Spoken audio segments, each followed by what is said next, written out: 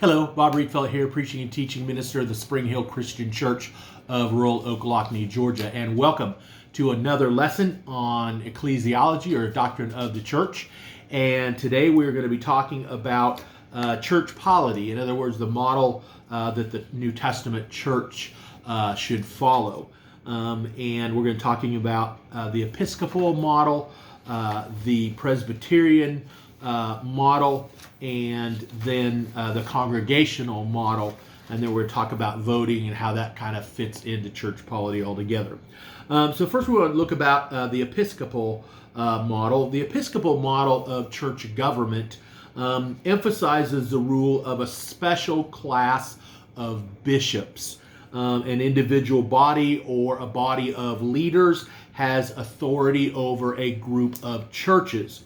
The authority of these leaders has been given to them by their predecessors. The original source of their authority is the apostles. This concept is referred to as apostolic succession. All other leaders within the church and the churches receive their authority from being ordained by those in the line of this apostolic succession. These leaders traditionally select their own successors, often with a certain amount of congregational input. The key arguments for the episcopal government of the church is Christ's appointment of Peter and his successors as the human head of the church in Matthew chapter 16, verses 18 through 19, as the rock upon which the church is built, as the one who holds the keys of the kingdom. The idea of apostolic succession is found in some of the early church fathers and their writings, the first and the second century. Some examples of Episcopalian style churches: Roman Catholicism, the Anglican and Episcopalian churches, some Methodist churches, as well as some Anabaptist / Mennonite churches follow this type of church government. The New Testament really does not provide a solid support for the Episcopal model of church government. The New Testament does not actually teach the key elements of Episcopal government. The idea of a class of bishops is without or with authority over elders, or the idea of apostolic succession. The New Testament really does not actually teach those elements. The position of apostle was too unique to support the idea of the continuance of that office in any form. And remember, we talked about that special role of apostle in the first century was because there was no written New Testament, and so the apostles' teaching, they had authority, and the apostles' teaching eventually became what we now know as the New Testament, and thus no need for that specific, unique office of apostle. Excuse me. And so it didn't need to continue, with its unique requirements not being able to be met today. An apostle had to be an eyewitness of the resurrection of Christ and receive a personal appointment by Christ. That can't be done. Supernatural powers that are not clearly evident today, the full range of miraculous powers and revelation gifts, and the ability to give miraculous gifts to others. We don't see that today, in spite of some of the claims of some factions of the church. Peter was not appointed to be the head of the church. That is a misinterpretation of Matthew chapter 16, verses 18 through 19. The church is not founded upon Peter, but upon the confession that Jesus is the Christ and the Son of the living God. Peter's name in Greek is Petros. It's a masculine form. It means small stone. The rock Jesus spoke of, which he would build the church, is Petra. The feminine form means large rock or boulder. The foundation stone upon which the church is built is Jesus Christ. and not the small stone of Peter. The keys of the kingdom were not given to Peter, but to the church. Matthew 18, verses 17 through 20. And so that's the Episcopalian model, which really doesn't have much, if any, New Testament support. Then there's the Presbyterian model. The Presbyterian model of church government emphasizes rule by elders who represent the membership of the church. A body of leaders has authority over a group of churches. The authority of these leaders has been delegated to them by the churches they represent. The leaders served as elected representatives of the congregations and thus are dependent upon the support of the congregation for their appointment. The concept of apostolic succession in this model is rejected. New leaders are selected by the churches. The term Presbyterian is derived from the Greek word presbyteros, emphasizing the use of a body of elected elders. The key arguments for Presbyterian government is the New Testament example of the church in Jerusalem exercising authority over other churches. When the Jerusalem church sent Barnabas to Antioch to check out reports of Greeks being brought into the church, as we find that in Acts chapter 11, verses 20 and 20 through 23. And then when the Jerusalem church sent prophets to Antioch to tell them of the famine conditions in Judea, a little bit later, Acts chapter 11, verses 27 through 28. And then when the Jerusalem council met to resolve the issue of circumcision in Acts chapter 15. The new reference to a presbytery we see in 1 Timothy 4:14. Some examples of Presbyterian-style churches of government would be the Presbyterian and the Reformed churches, and also some Methodist churches. However, the New Testament really does not provide solid support for the Presbyterian model of church government either. The New Testament does not actually teach the key elements of Presbyterian government, the idea of a governing body of elected leaders outside a church, the idea of the authority of the eldership being delegated by the congregation. The only group in the New Testament that exercised authority over churches from outside was the apostles, whose role in founding the church was too unique to have a parallel in churches today. It was not the church in Jerusalem that exercised authority over churches, but the apostles within the church at Jerusalem. Barnabas was not sent by the church in Jerusalem to tell Antioch what they could do, but to witness what was happening.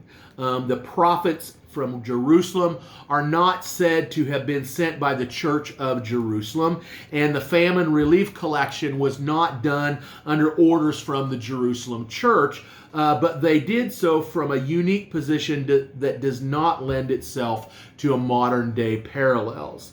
The Jerusalem Council included the voice of the apostles. The Jerusalem Council included inspired revelation from the Holy Spirit. And there is no indication in the New Testament that this council or any like it ever met again. And so there is no indication that the presbytery, a body of elders that ordained Timothy in 1 Timothy 4:14, was anything more than the eldership of a particular congregation. Then that gives us the congregational model. The congregational model of church government emphasizes the management of church affairs from within the local congregation. There is no body of leaders on the outside with authority over a group of churches. Each congregation governs itself through its own designated leadership. In most congregational style churches, the leaders of the congregation are elected representatives, similar to the elders of the Presbyterian model. Some congregational style churches use self-perpetuating bishops similar to the Episcopalian model, but the key distinction from the Presbyterian and Episcopalian models, or Episcopal models, is local autonomy. That is, all church matters are managed from within the local congregation and not by an outside body of leaders. Any interaction between congregations is to be voluntary in nature with no compromise of the local eldership. Some examples of congregational interaction might be joint worship or fellowship gatherings, voluntary support for parachurch ministries, cooperative support on evangelism and mission efforts, study groups, self-appointed or open and non-binding advisory resolutions. Some groups use the possibility of loss of membership as an incentive for active participation, financial support, and compliance with advisory resolution. The term congregational emphasizes the idea that authority resides in the leadership within a congregation rather than in a body of leaders outside the congregation. The key arguments for congregational government: the New Testament description of elders implies that they can adequately serve the needs of the congregation without requiring the direction of any outside authority. Elders are instructed to provide administrative oversight for their church. Elders are instructed to provide pastoral care for their church. And it looks like the authority needs of a church are met by their elders. While there is a New Testament precedent for voluntary cooperation among congregations, as in 1 Corinthians 16 and 2 Corinthians chapter 8, there is no biblical precedent for an authoritative body outside the congregations.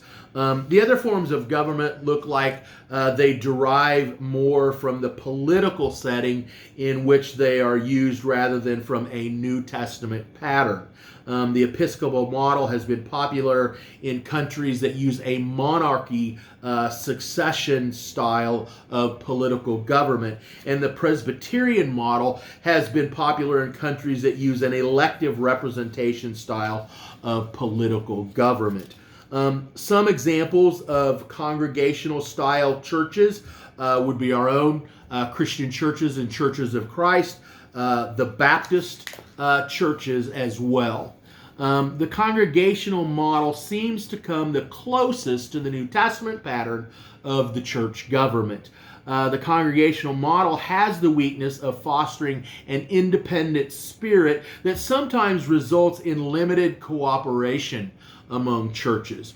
However, a real advantage to congregationalism is that it allows congregations to conduct their own business and to try to follow a New Testament pattern without interference from without. And in this regard, the Episcopal style of government presents the most difficulty because it allows a leadership outside the local congregation to operate with an apostolic authority that is difficult to challenge when they are in error.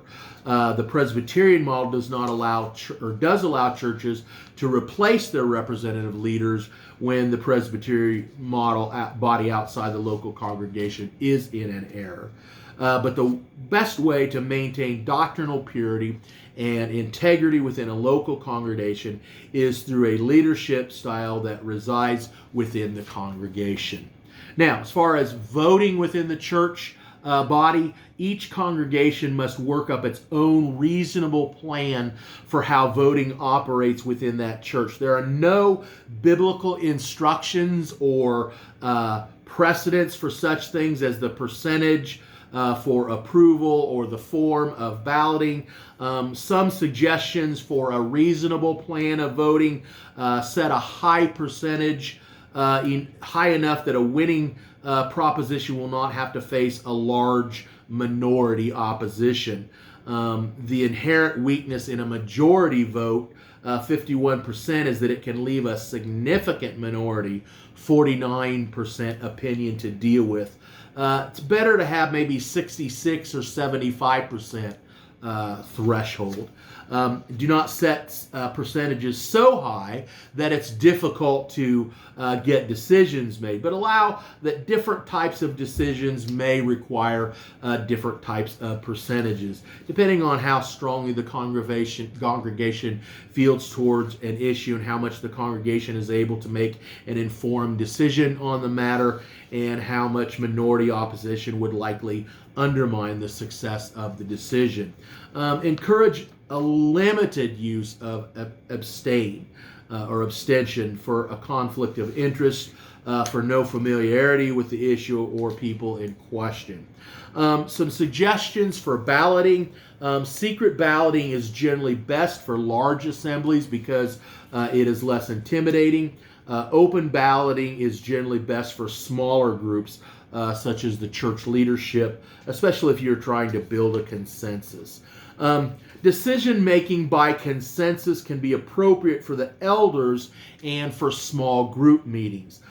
Consensus refers to working out of a decision with some give and take so that the maximum number of people can feel good about the results. It promotes discussion and understanding of differences. It allows an opportunity to correct oversights and misconceptions. It allows opportunity to work out a reasonable compromise, and it minimizes the opposition to a plan and promotes a team spirit, even among the opposition. However, the consensus approach is not practical for large assemblies. Important decisions in the church should not be made by any variation of casting lots. Casting lots is only reliable when you are working with the gift of inspiration, as was with the case of the apostles in Acts chapter 1, verses 24 through 26. And casting lots, like drawing straws or flipping a coin, should be reserved for insignificant decisions in which all options are good choices. So that's just a little bit about church polity, the different major church political models, and my idea of what I think is the best model, which is the congregational model. So I hope you've enjoyed this lesson as much as I have enjoyed sharing it with you. I hope you have a great day and a great rest of the week. May God bless you.